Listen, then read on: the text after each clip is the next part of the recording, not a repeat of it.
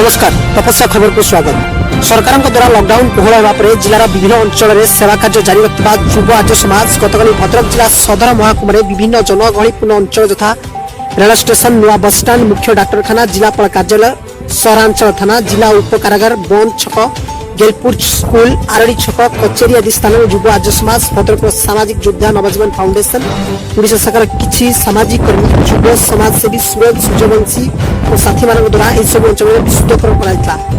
नमस्कार तपस्या खबर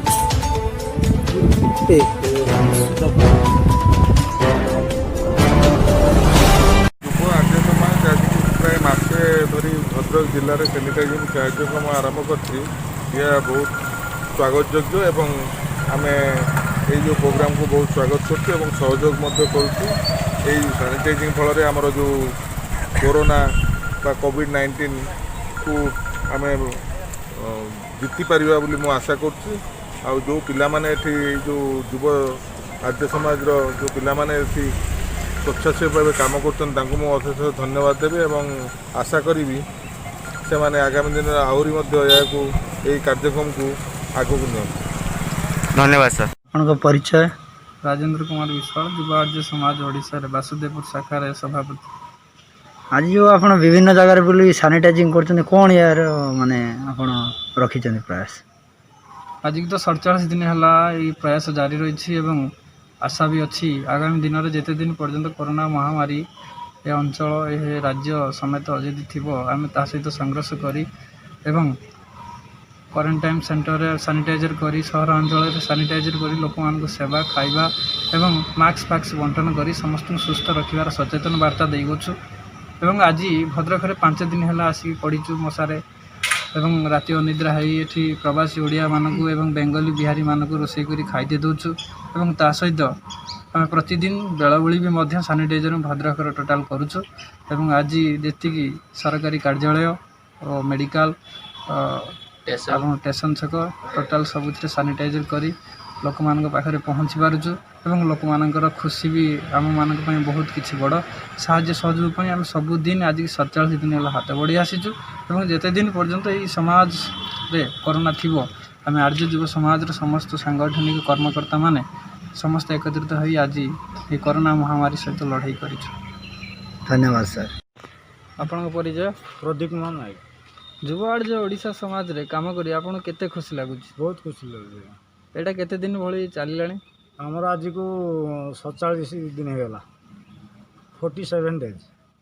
आपण आपण गाँव को त्याग करी एते दिन पर्यंत अन्य मानकर सेवा करचंदी एथिरे कोन आपण अन्य मान को कोन प्रेरणा को सेवा जोगाटा तो परम कर्तव्य किंतु आमे भी सेमती करजु जदी भगवान कृपा किछि मिले आ लोक माने जो असुविधा भोग करजंती प्रवासी भाई माने जो खाଇବା पाउनांती भोक उपास रे छटपट होजन से मानक भी आमे नेशनल रे खाया देछु सुखिला खाद्य भी दउछु वस्त्र भी बंटन करछु एमती।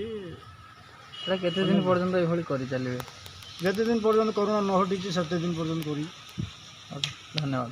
युवा आर्य समाज रे काम करते निजे केते गर्व अनुभव करछि मु सहित मोर एंटायर कार्यकर्ता जते अछंती। एहा केते दिन रु आरंभ हलाने आ केते दिन पर्यंत शेष होबा पय प्रयास जारी रखि? 23 तारिख पाखर आरंभ होइछि आज दीर्घ 47 दिन हो गला कार्य हम कर चलछि जिल्ला रे विभिन्न प्रांत रे बोली।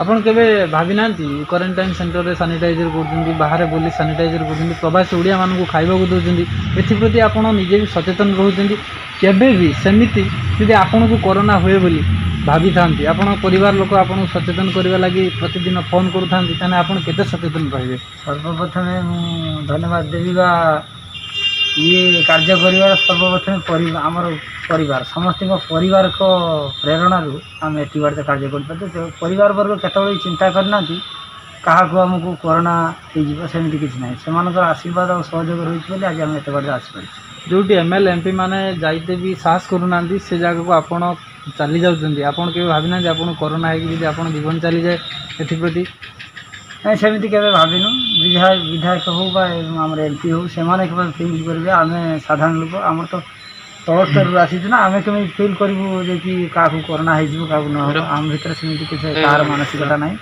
समस्ते से को केवे भावी ना कहा माने आगे चलते सरकार। धन्यवाद। आपन परिचय? प्रदीप कुमार नायक। ଯୁବଆଡ଼ ଯେ ଓଡ଼ିଶା ସମାଜରେ କାମ କରି ଆପଣ କେତେ ଖୁସି ଲାଗୁଛି? ବହୁତ ଖୁସି ଲାଗୁଛି। ଏଇଟା କେତେ ଦିନ ଭଳି ଚାଲିଲାଣି?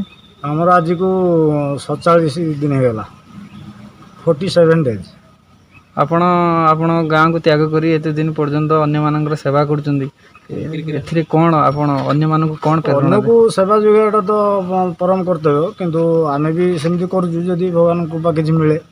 ଆଉ ଲୋକମାନେ ଯେଉଁ ଅସୁବିଧା ଭୋଗ କରୁଛନ୍ତି, ପ୍ରବାସୀ ଭାଇମାନେ ଯେଉଁ ଖାଇବା ପାଉନାହାନ୍ତି, ଭୋକ ଉପାସରେ ଛଟପଟ ହେଉଛନ୍ତି, ସେମାନଙ୍କୁ ବି ଆମେ ନ୍ୟାସନାଲରେ ଖାଇବାକୁ ଦେଇଛୁ, ଶୁଖିଲା ଖାଦ୍ୟ ବି ଦେଉଛୁ, ବସ୍ତ୍ର ବି ବଣ୍ଟନ କରୁଛୁ। ଏମିତି ଏଇଟା କେତେ ଦିନ ପର୍ଯ୍ୟନ୍ତ ଏଭଳି କରିଚାଲିବେ?